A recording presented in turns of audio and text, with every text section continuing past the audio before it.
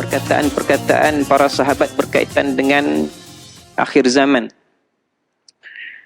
Tetapi sempena pertemuan kita dan sempena jamaah pada pagi ini, insya-Allah taala saya cuba kaitkan kelebihan salatul jamaah ataupun salat berjamaah dan bagaimanakah perihal yang berkaitan dengan akhir zaman insya-Allah taala. Bismillahirrahmanirrahim. Assalamualaikum warahmatullahi taala wabarakatuh.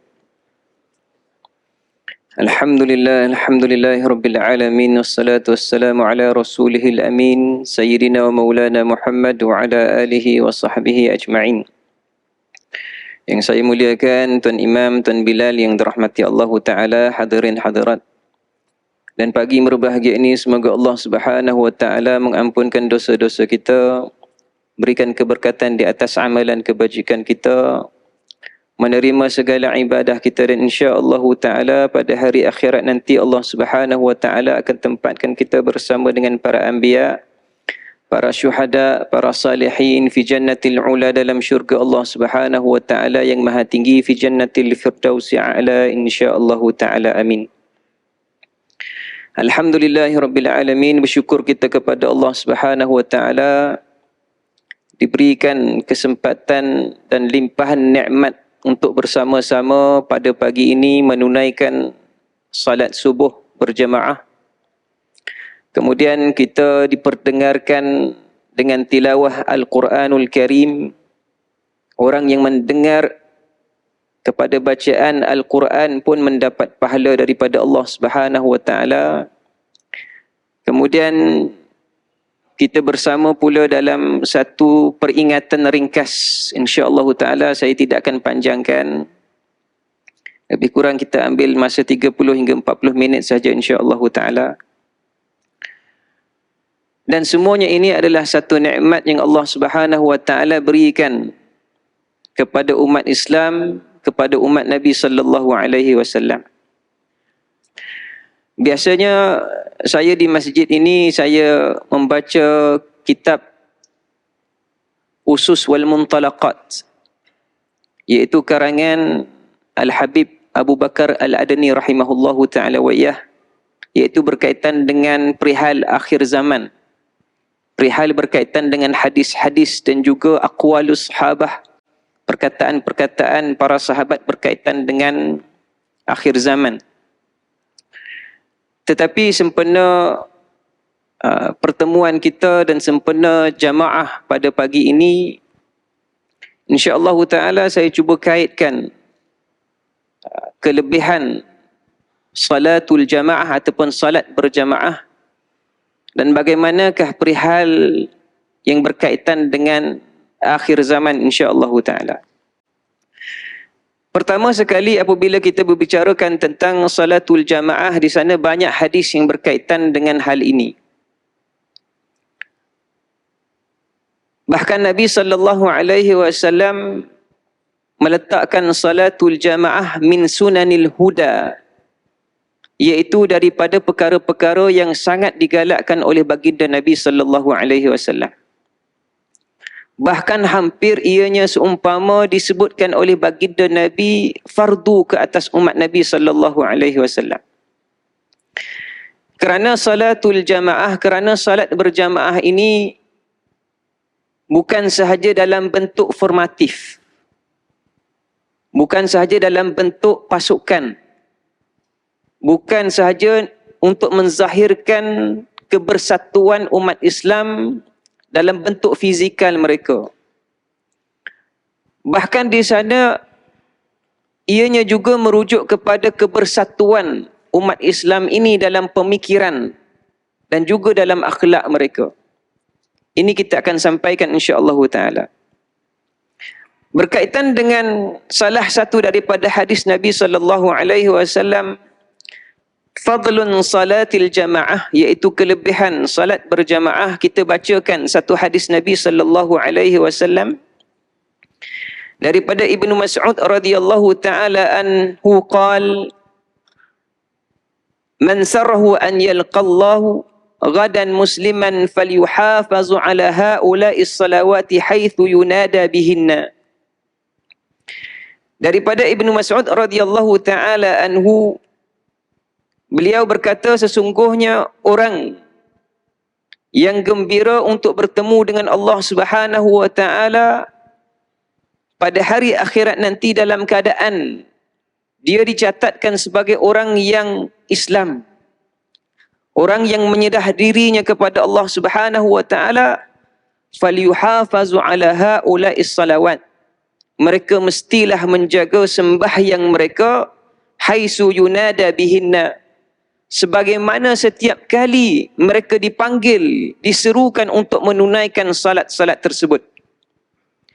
Maksudnya hadis ini menyatakan bagaimanakah mereka yang bersifatnya Islam dan mahu bertemu dengan Allah Subhanahu wa taala pada hari akhirat nanti dalam keadaan Islam mereka, mesti menjaga sembahyang mereka pada setiap waktu. Ketika mana dijemput, diserukan untuk salat, mereka datang menunaikan ibadah tersebut. Fa innallaha ta'ala syara'a li nabiyyikum sunanal huda. Sesungguhnya Allah Ta'ala telah mensyariatkan kepada Nabi kalian sunnah-sunnah menjadi petunjuk, iaitu sunanil huda. Sunnah-sunnah yang menjadi petunjuk. Wa innahunna min sunanil huda. Dan sesungguhnya menjaga sembahyang 5 waktu setiap hari itu merupakan daripada sunanil huda, sunnah petunjuk baginda Nabi sallallahu alaihi wasallam. Apabila kita lihat perbahasan ulama, apabila mereka menyatakan apakah perbezaan di antara sunanil huda wa sunaniz ziyadah, di sana ada 2 perkara, hadirin hadirat yang dirahmati Allah Taala. 2 perkara yang berkaitan dengan sunnah, iaitu sunnah yang disebutkan as-sunanil huda, iaitu petunjuk-petunjuk Nabi sallallahu alaihi wasallam yang mesti diambil oleh umat Islam. Ia dikatakan sebagai syariat. Dia dikatakan sebagai Islam itu sendiri. Ada juga sunnah yang disebutkan sunaniz ziyadah, sunnah-sunnah yang ditambah ke atas sunanil huda. Apakah sunnah-sunnah ziyadah? Sunnah-sunnah ziyadah ini adalah dalam bentuk khalqiyah, dalam bentuk pemakaian, dalam bentuk tata cara, dalam bentuk adat dan sebagainya. Itu namakan dengan sunaniz ziyadah. Dan ianya termasuk daripada perkara yang mustahabun, muakkadatun, sunat yang digalakkan, sunat yang dianjurkan. Adapun sunanil huda adalah perkara yang wajib dilakukan oleh umat Islam. Walau annakum sallaitum fi buyutikum kama yusalli hadzal mutakhallaf fi baitihi, ya'ni al-mutakhallaf 'anil jama'ati. Kalaulah kalian ini sembahyang di rumah kalian, maka kalian ini seumpama sembahyangnya seorang yang mutakhallaf, yakni orang yang membelakangi jamaah, membelakangi daripada sunnah Nabi sallallahu alaihi wasallam. La taraktum sunnata nabiyikum, sesungguhnya kalian telah meninggalkan sunnah daripada sunnah Nabi kalian. Walau taraktum sunnata nabiyikum la dalaltum, dan apabila kalian meninggalkan sunnah Nabi kalian, dalaltum, nescayalah kalian ini akan menjadi orang yang sesat. Na'udzubillah min zalik.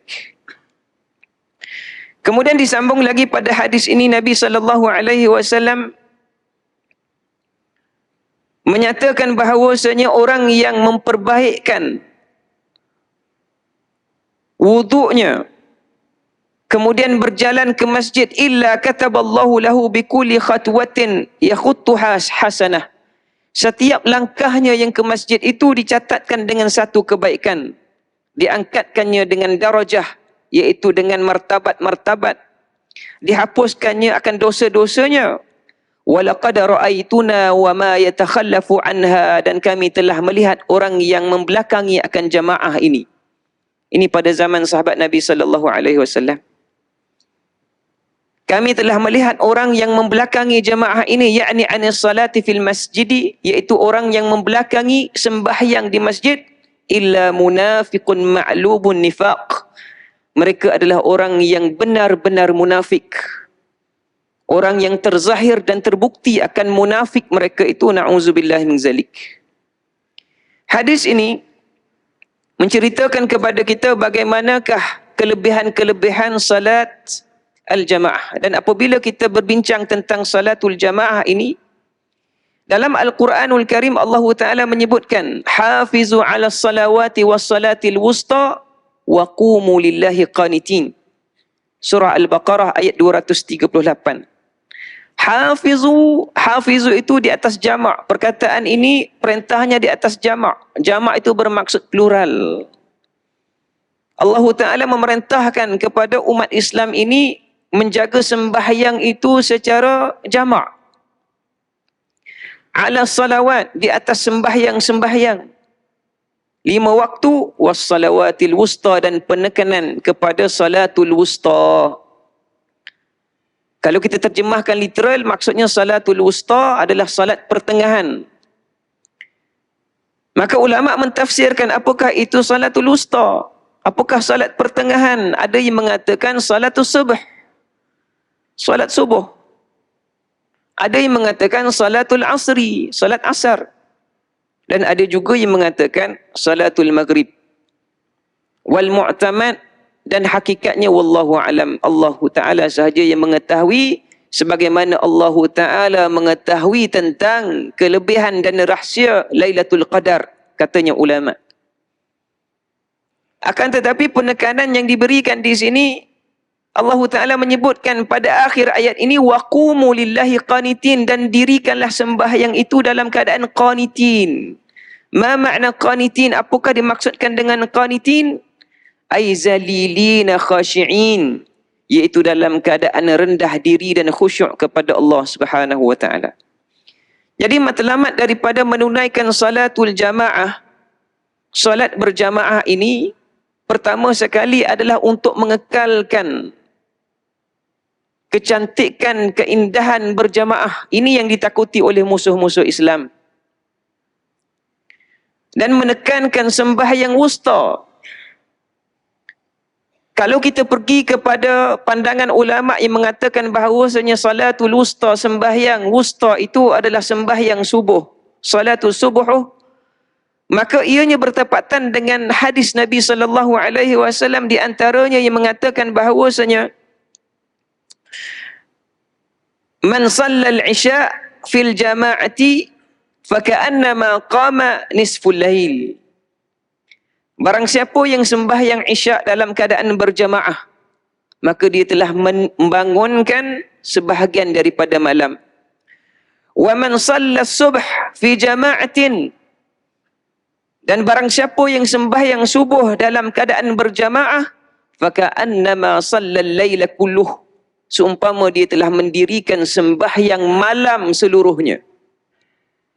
Sembahyang berjamaah isyak, kemudian diikuti dengan sembahyang subuh berjamaah, maka seumpama dia telah menunaikan, membangunkan malam keseluruhannya.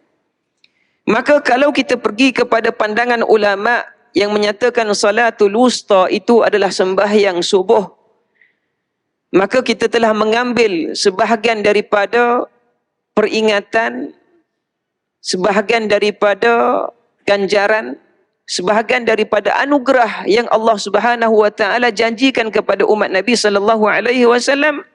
Tetapi yang terlebih penting, mereka mesti mendirikan waqumu lillahi qanitin. Mereka mesti mendirikan sembahyang-sembahyang tersebut dalam keadaan berjamaah, khashi'in zalilin, dalam keadaan khusyuk dan dalam keadaan merendah diri kepada Allah Subhanahu wa Ta'ala. Khashi'in zalilin inilah yang apabila kita bicarakan tentang salat ataupun salatul jamaah pada akhir zaman. Kenapa pentingnya salatul jamaah pada akhir zaman? Saya ingin kaitkan dengan 2 perkara sahaja, hadirin hadirat yang dirahmati Allah Ta'ala. Salah satu daripada pandangan Al-Habib Abu Bakar Al-Adni rahimahullahu ta'ala wa iyah, ketika mana beliau menterjemahkan ataupun menafsirkan firman Allah Subhanahu wa taala, "Idza jaa nasrullahi wal fath wa ra'aitan nasa yadkhuluna fi dinillahi afwaja fasabbih bihamdi rabbika wastaghfir innahu kana tawwaba." Ada satu riwayat yang disebutkan oleh Imam Ahmad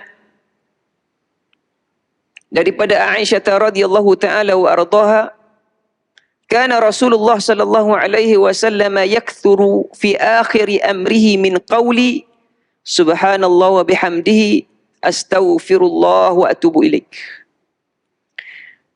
Telah berkatalah Aisyah radhiyallahu taala wa ardhaha, iaitu isterinya baginda Nabi sallallahu alaihi wasallam, adalah baginda Nabi sallallahu alaihi wasallam memperbanyakkan fi akhir amri, daripada umur baginda Nabi pada akhir hayat baginda Nabi sallallahu alaihi wasallam, ucapan subhanallah wa bihamdihi astaghfirullah wa atubu ilaih.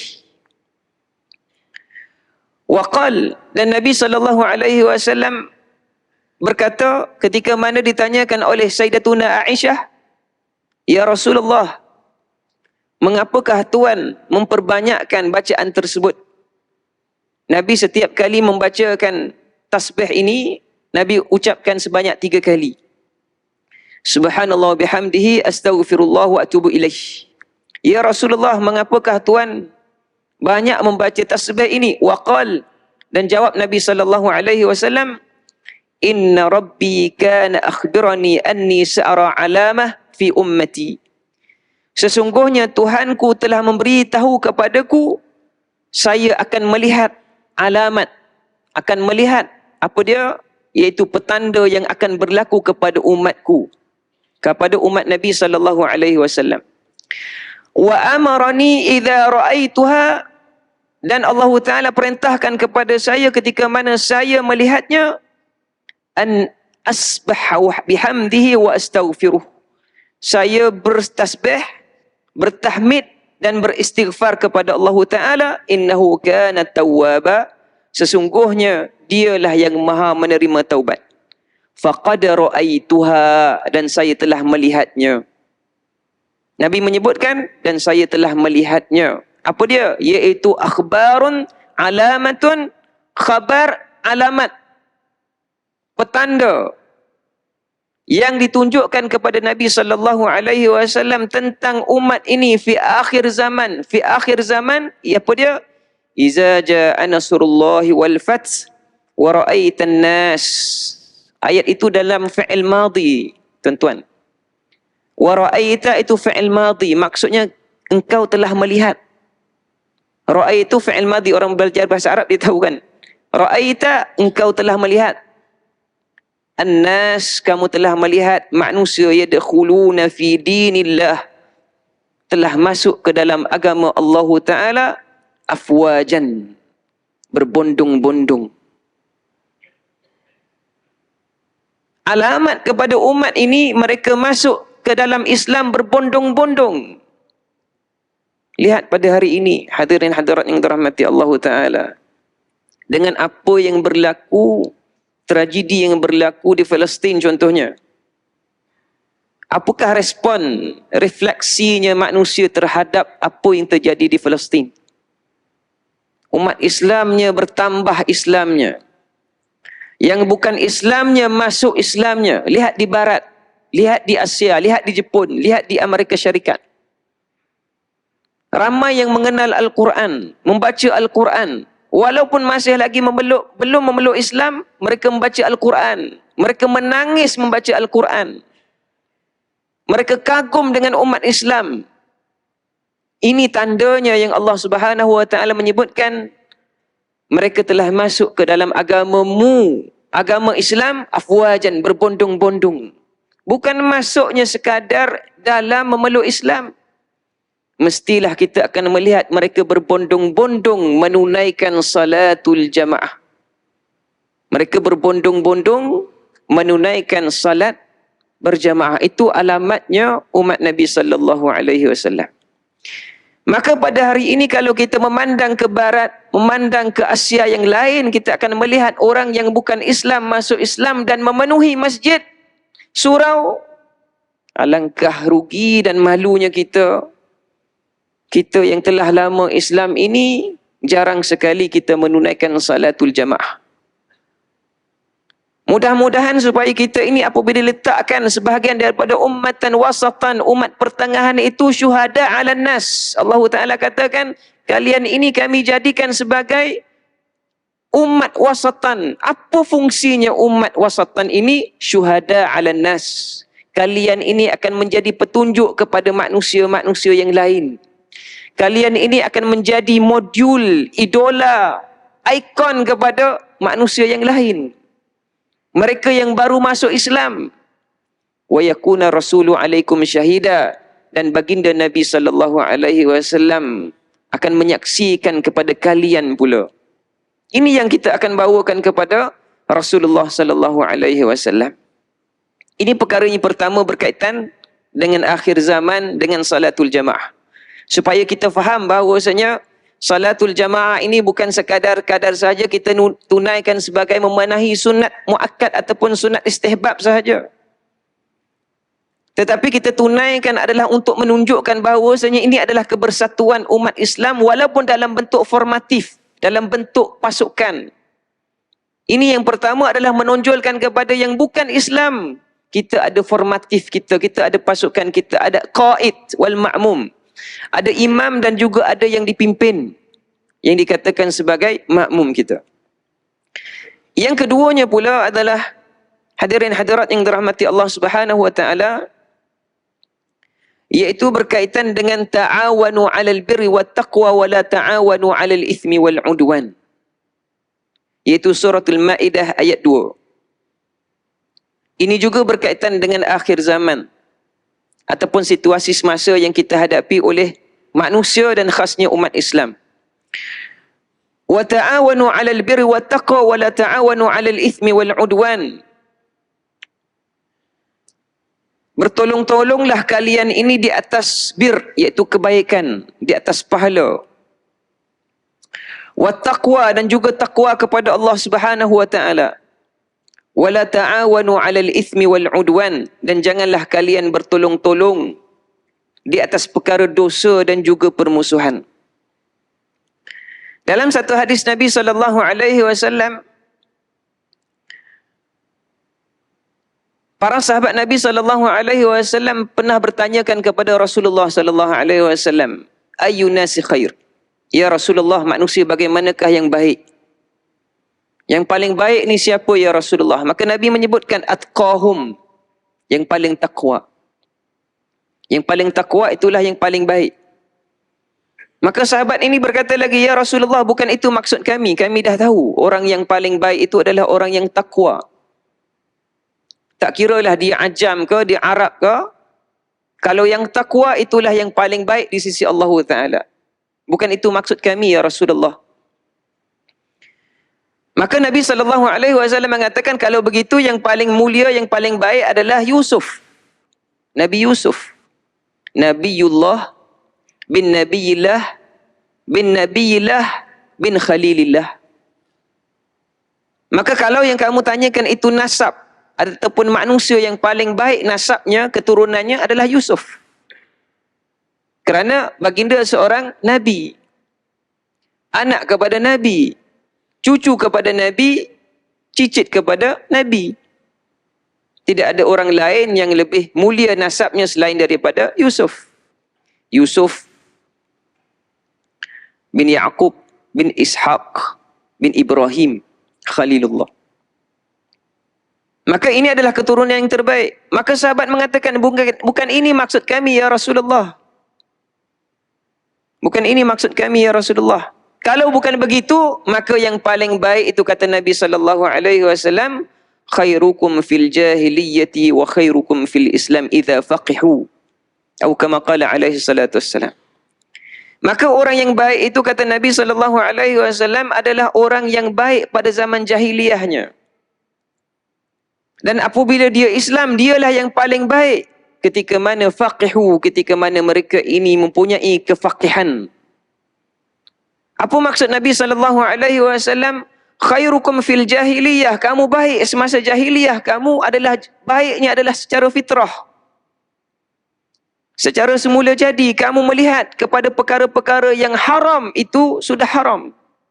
Kepada zina itu haram, kepada makan harta orang lain itu haram, kepada membunuh anak-anak perempuan itu haram, merampas itu haram, membunuh itu haram, tanpa ada panduan. Kalau kita sebutkan tanpa ada panduan moral, tanpa panduan akhlak, tanpa panduan etika, kalian ini sudah memahami ini semua perkara yang haram dan kalian tidak mengambilnya walaupun sedikit. Khairukum fil jahiliyah, tanpa ada pedoman Islam, kalian sudah baik. Wa khairukum fil Islam, dan apabila Islam datang, kalian juga baik. Tetapi bukan baik sebagaimana baik jahiliyah dahulu. Idza faqihu, ketika mana kalian ini mendirikan tuntutan-tuntutan Islam. Kalian ini ta'alim bita'alimil Islam. Kalian ini belajar dengan ajaran Islam. Kalian ini menunaikan apa saja perintah Allah Ta'ala dalam Islam. Maka ini yang terbaik, kata Nabi SAW. Maka sebahagian daripada takwa itu adalah ketika mana bertolong-tolong melakukan kebaikan sebagaimana yang dianjurkan oleh agama Islam, sebagaimana yang dianjurkan oleh baginda Nabi SAW. Dan berjamaah itu adalah sebahagian daripada bir. Wala ta'awanu 'alal itsmi wal 'udwan, dan jangan bertolong-tolong di atas perkara-perkara dosa dan juga perkara-perkara permusuhan. Ayat ini apabila kita bawakan pada situasi sekarang adalah bertepatan dengan satu hadis Nabi SAW. Iaitu Nabi SAW menyebutkan tentang sintani la taraddani au qallama taraddani du'a. Indan nida'i wa indal ba'si hina yulhimu ba'duhum ba'da. Hadis ini telah disebutkan oleh Imam Abu Dawud dan telah disebutkan oleh Imam An-Nawawi. Hadis ini martabatnya hasan, hasanun sahih. Apa maksudnya? Iaitu dua keadaan. Doa la tarudan, yang tidak akan tertolak. Dua doa ataupun dua keadaan doa yang tidak tertolak, iaitu doa indan nida, iaitu doa ketika mana datangnya seruan sembahyang. Ketika azan, apabila selesai azan, berdoa kepada Allah Ta'ala. Sekalian umat Islam berdoa kepada Allah Ta'ala. Pada masa itu, kata Nabi SAW, doanya makbul. Doanya mustajab. Doanya ampuh. Yang kedua, kata Nabi SAW, wa indal ba'si, ketika mana ditimpa musibah. Hina yulhimu, ketika mana berlakunya peperangan. Ba'si itu bermaksud musibah, kesakitan, keperitan, kesedihan, kegusaran, ketakutan. Hina yulhimu, datangnya peperangan yang berlaku ke atas kalian. Hadis ini zahir, jelas, disebutkan dengan denotasi harfiah satu-satu. Apa maksudnya? Maksudnya adalah ketika mana umat Islam ini datang salatul jamaah, mendengar seruan azan, datang salatul jamaah, berdoa kepada Allah Ta'ala. Alhamdulillah, mereka mendapat makbul yang pertama di sisi Allah Ta'ala. Makbul yang kedua adalah ketika mana mereka berdoa kepada Allah Ta'ala ketika mana mereka ditimpa musibah peperangan. Bukan semua boleh jadi, bukan semua yang kena peperangan, tetapi sebahagiannya sahaja. Kalau situasi sekarang kita katakan saudara-saudara kita di Palestin. Tetapi sekalian umat Islam ini apabila kita rangkumkan ta'awanu 'alal birri wat taqwa, bertolong-tolong di atas kebaikan dan takwa, juga termasuk daripada orang-orang yang sedang memohon kepada Allah Ta'ala untuk melepaskan penderitaan dan kesakitan apa yang berlaku ke atas saudara mereka yang lain. Ini yang dimaksudkan daripada hadis Nabi SAW. Oleh yang demikian, hadirin hadirat yang dirahmati Allah Ta'ala, Jangan anggap kita ini tidak berada pada medan perang itu, doa kita tak makbul. Doa kita yang sedang diterima oleh Allah Ta'ala, dinanti-nantikan oleh Allah Ta'ala, dinanti-nantikan oleh saudara-saudara kita. Kita berdoa kepada Allah Ta'ala tanpa putus.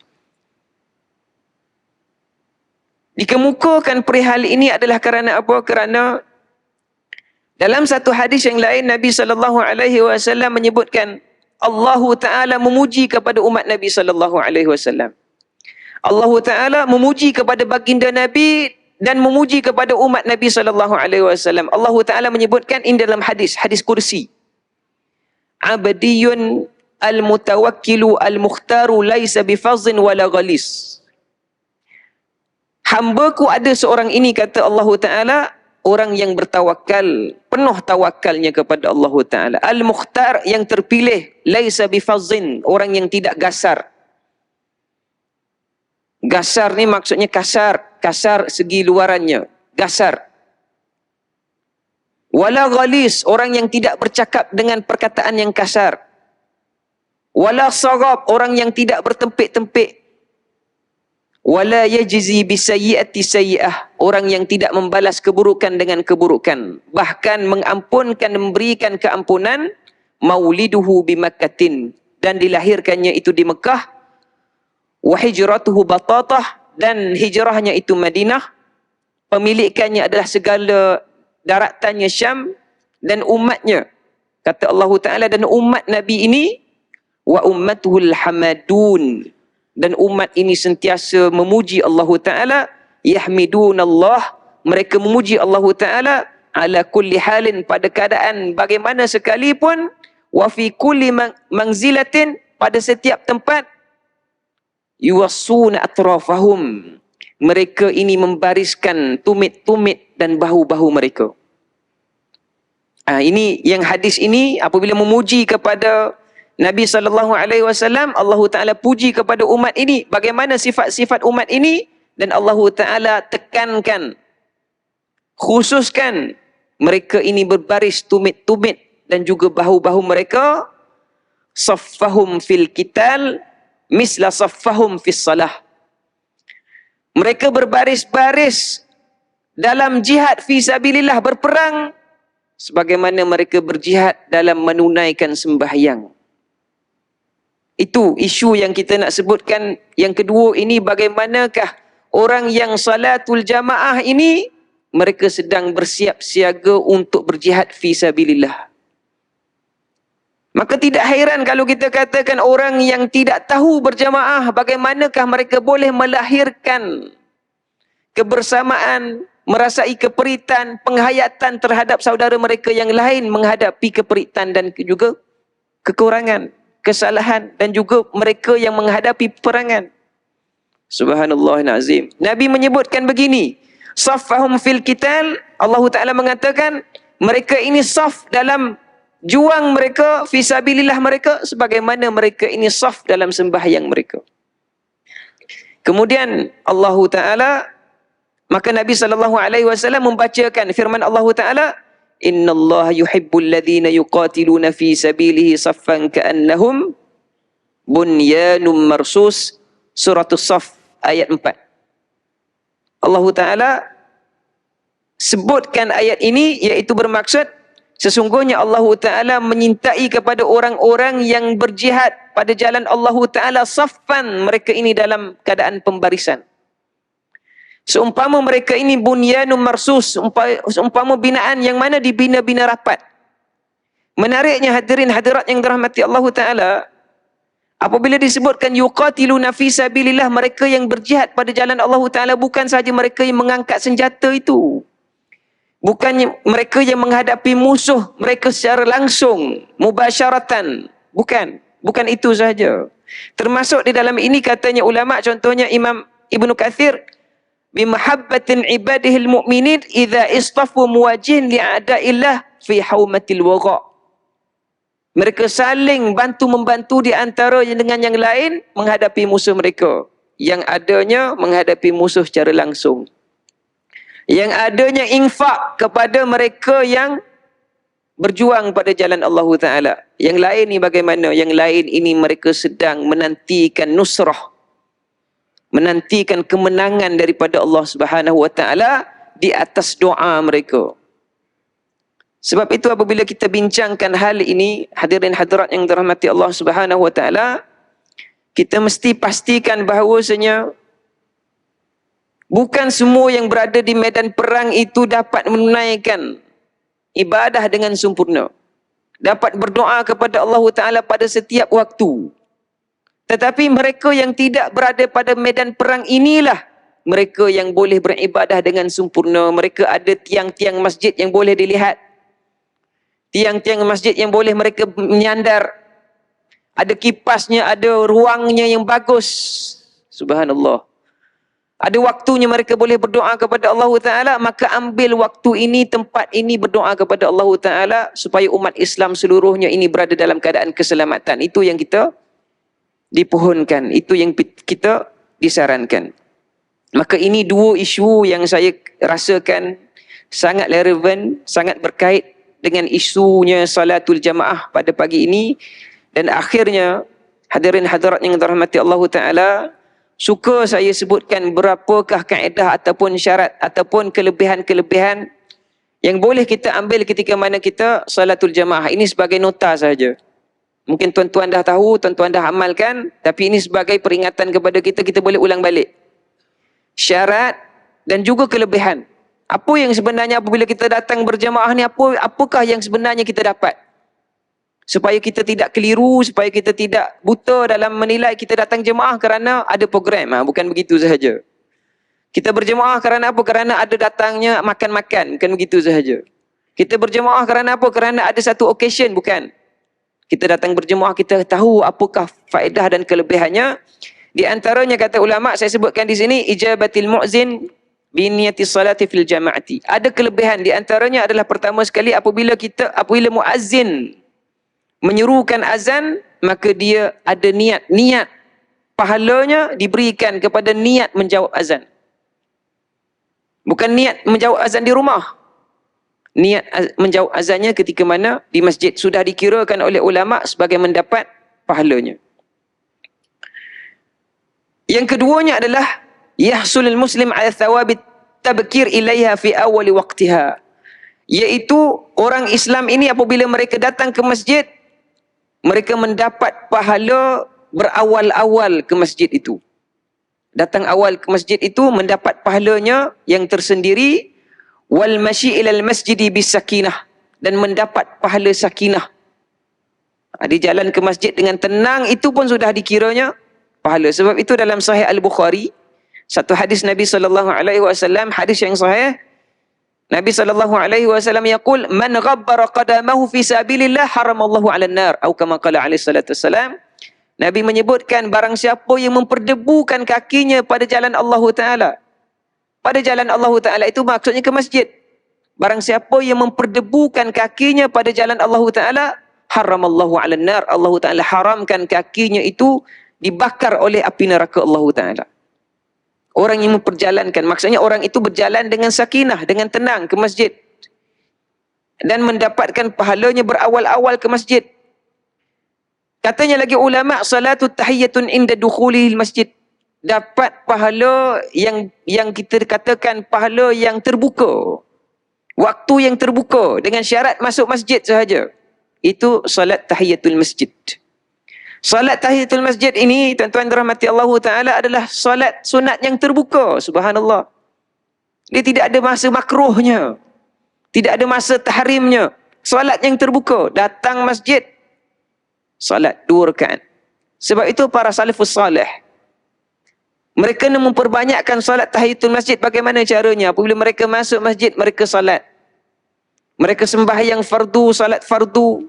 Dan apa saja ibadah, mereka keluar. Mereka tajdidul wudu'. Mereka tajdid wudu'. Mereka masuk balik masjid. Mereka sembahyang salatul tahiyatul masjid. Ini dilakukan oleh Uthman bin Affan radhiyallahu ta'ala anhu. Baca Al-Quran, 1 hizib, sembahyang 2 rakaat. Kemudian keluar masjid, ambil wudu, masuk balik salat tahiyatul masjid, baca Al-Quran, 1 hizib, keluar balik. Subhanallah nazim. Kerana apa? Kerana nak memperbanyakkan sujud, memperbanyakkan rukuk, memperbanyakkan qiyam. kerana Allah Subhanahu wa taala.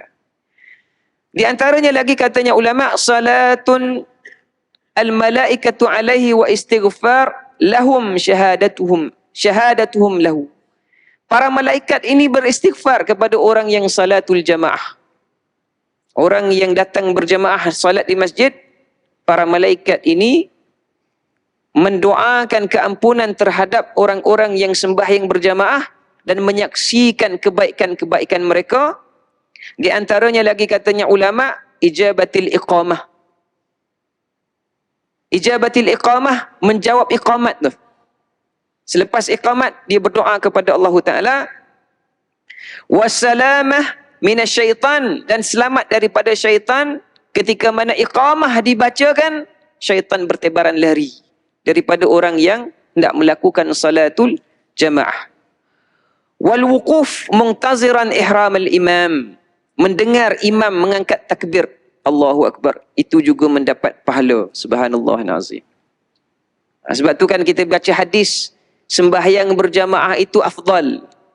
25 ataupun 27 dalam riwayat yang lain. Maka inilah riwayat-riwayatnya dibawakan oleh ulama menterjemahkan apa maksud 27 tadi. Ada tak kita mendapat tabkir, pahala tabkir? Ada tak pahala kita menjawab azan? Ada tak pahala kita sembahyang tahiyatul masjid? Ada tak pahala kita menjawab iqamah kalau kita sembahyang seorang diri? Tidak ada. Ini tidak ada yang mana kita berlaku seorang diri. Wa idrakit takbir wa taswiyatis sufuf wa saddul farj. Apa dia maksudnya itu? Apabila kita mendapatkan takbiratul ihram yang pertama dengan imam, membetuli akan saf, kemudian menutup akan kelumpangan-kelumpangan ni. Wasaddul khalal wala tazarul farjata lisyaitan wa man wasafa saffan wasahullah wa man qata'a saffan qata'ahullah. Itu hadis Nabi SAW. Nabi bila nak sembahyang, Nabi akan berpaling di hadapan jamaah, Nabi akan sebut aqimus sufuf wa hadhu baina manakibi wasadul khalal. Dipanggil apa? Khutbah qasirah, khutbah kecil. Juga daripada sunnah Nabi SAW. Imam laksanakan tu, kita dengar kan, fastaqimu wa'tadilu yarhamkumullah, tidak ada masalah, itu pun sudah dikira. Tapi lebih baiknya disebutkan, Nabi berpaling kepada para sahabat, Nabi sebutkan suwu sufufakum, betulkan saf, rapatkan saf. Fa inna taswitis sufuf min tamamis salah, kan adanya begitu. Wala tazarul farjata li syaitan, jangan buka ruang untuk syaitan. Wa man wasafa saffan wasahullah, barang siapa yang telah safnya penuh rapat, dia akan berhubung dengan Allah. Wa man qata'a saffan qata'ahullah, barang siapa yang terputus safnya, terputus daripada Allah Subhanahu wa taala. Itu hadis Nabi SAW. Yang dianjurkan untuk kita laksanakan, bacakan. Imam dia bacakan begitu. Baik. Wal amnu minas sahwi ghaliban, aman, selamat daripada sahwi, lupa. Kita ni banyak lupa kalau salat sendiri, banyak lupa, banyak khayal, banyak ingat benda lain. Tapi kita salatul jamaah, alhamdulillahirabbil alamin, terjaga daripada sahwin ataupun lupa, husulil khusyuk, menghasilkan khusyuk, alhamdulillah. Sembahyang berjamaah secara automatik dia akan menghasilkan khusyuk. Menghasilkan khusyuk. Wa ihfaful malaikati bihi wa tadruba ala tajwidil Quran. Malaikat ini akan tahaffa, ia akan melingkari kita semua ini. Malaikat juga akan berjemaah dengan orang-orang yang berjemaah, dan tadarrub akan memerhati kepada tajwid. Bacaan imam tadi, alhamdulillah kita dengar bacaan imam. Kalau kita baca sendiri mungkin kita banyak silap tajwidnya. Tapi apabila kita dengar imam, sekurang-kurangnya kita meningkatkan bacaan tajwid kita, makhraj huruf kita tu. Alhamdulillah kita dengarkan imam itu yang ada otoritinya, yang pandai bacaan Al-Qurannya bagus, meresap kepada pemahaman kita terhadap Al-Quran. Wa ighamu syaitan bil ijtima'i 'alal ibadati, dan syaitan ini tidak akan gemar kepada orang yang berjamaah beribadah kepada Allah Taala dan jauh daripada sifat nifaq. Ada satu hadis walaupun tidak mencapai kepada tahapnya sahih, tapi boleh beramal dengannya. Nabi SAW menyebutkan barang siapa yang melazimi jama'atun 40 hari, kataballahu lahu bara'atan, Allah Ta'ala akan tulis kepadanya 2 kelepasan. Bara'atum minan nar wa bara'atum minan nifaq. Selamat daripada api neraka dan selamat daripada sifat nifak. 40 hari saja ke ustaz? Bukan 40 hari. 40 hari itu targhib. Kita latih diri kita ni, kalau nak buat 40 hari berjamaah sampai 40 hari, bukan berhenti. Bagi lagi momentum. Kalau 40 hari pun saya boleh buat, takkan 100 hari saya tak boleh buat. Kalau sampai 100 hari saya boleh buat, kenapa setahun saya tak boleh buat? Bagi lagi momentum, tanamkan lagi supaya kita ini berjamaah dan hilang daripada sifat munafik insya-Allah taala. Dan akhirnya katanya ulama, saya sebutkan ringkaskan saja, di antaranya adalah qiyamun nizamil alifati bainal jiran. Akan merapatkan lagi hubungan di antara jiran, komuniti kita, masyarakat kita. Jadi kalau di masjid ini kita kenal barisan-barisannya, AJK-nya siapa, orang-orang yang berwibawa, orang-orang yang ada kita panggil apa dia, kita panggil kebijaksanaan. Bukan saja kita menyendiri, kita tidak kenal, bukan akhir hayat kita saja yang datang masjid. Saya pernah bertemu dengan hamba Allah Ta'ala masa kita memandikan jenazah. Ada satu jenazah yang tak mahu dimandikan oleh jemaah. Sampaikan saya tanya kenapa tidak mahukan mandikan, dia kata orang ni tak pernah datang masjid. Dia melahirkan apa dipanggil? Dia melahirkan rasa ketidakselesaan jamaah tu. Kan? Tak pernah datang masjid, apabila meninggal, masjid itu jugalah yang akan menguruskan jenazahnya. Tetapi berbeza dengan orang yang sentiasa mulazamah masjid ini, mulazamah dengan komuniti ini, mereka sentiasa ada tarahum. Ini tarahum ini penting. Apabila salah seorang daripada jemaah ini tiada, kita akan merasai kerinduan tadi. Hilang dah sahabat kita yang biasa duduk di tu. Saya tunjuk tempat lain lah kan. Jadi jangan terasa pula. Tu yang duduk ujung belakang tu. Selalu dia duduk kat situ. Sekarang dah tak ada dah. Rindu. Rindu. Subhanallah nazim. Itu maksudnya tarahum. Apabila kita berjamaah, kita mulazamah, kita kenal di antara satu dengan yang lain, kita menghidupkan jamaah ini, kita akan rasakan kebergantungan, kemesraan hati kita, dan inilah yang akan kekal sehingga kita doakan kepada orang yang mati tadi, yang meninggal tadi. Sudah hilang sahabat kita, sudah hilang guru kita, sudah hilang orang yang kita kenal, jamaah kita, dengan rasa kasih sayang kerana Allah Subhanahu wa taala. Dan akhirnya saya tutup dengan satu hadis Nabi sallallahu alaihi wasallam. Qala Nabi sallallahu alaihi wasallam, idza amana al-imamu fa aminu fa innahu man waffaqa ta'minuhu ta'min al-malaikati ghufira lahu ma taqaddama min zambihi. Nabi sallallahu alaihi wasallam menyebutkan idza amana al-imamu, ketika mana imam itu menyebutkan amin dalam salatul jamaah. Fa ammanu, maka kalian sekalian ini, katanya Nabi sallallahu alaihi wasallam, yang berjamaah aminkan. Fa innahu man waffaqa ta'minuhu ta'minal malaikah. Sesungguhnya di antara orang yang mengaminkan imam tadi adalah para malaikat. Apabila imam bacakan ghairil maghdubi alaihim waladdallin, aminkan, itu sunat. Aminkan. Kerana apa? Kerana Nabi menyebutkan fa innahu man waffaqa ta'minuhu ta'minal malaikah. Kerana malaikat juga mengaminkan imam tadi, menyebutkan amin. Ghufira lahu ma taqaddama min zambih. Allah Ta'ala mengampunkan dosa-dosanya. Itu yang kita akan dapat ketika mana kita salat berjamaah. Naktafi bihazal qadar. Cukuplah kadar ini. Saya pun maaf banyak kekurangan daripada saya. Semua yang baik daripada Allah Subhanahu wa taala, yang kurang daripada saya sendiri. Aqulu qawli hadza wa astaghfirullah li wa lakum. Wassalamualaikum warahmatullahi taala wabarakatuh. Alhamdulillahirabbil alamin, wassalatu wassalamu ala rasulihil amin sayyidina maulana Muhammad wa ala alihi wa sahbihi ajma'in. Allahumma fakkihna fi dinikal islam wa ulumiddin ya akramal akramin, wa sallallahu ala sayyidina maulana Muhammad wa ala alihi wa sahbihi ajma'in, walhamdulillahirabbil alamin.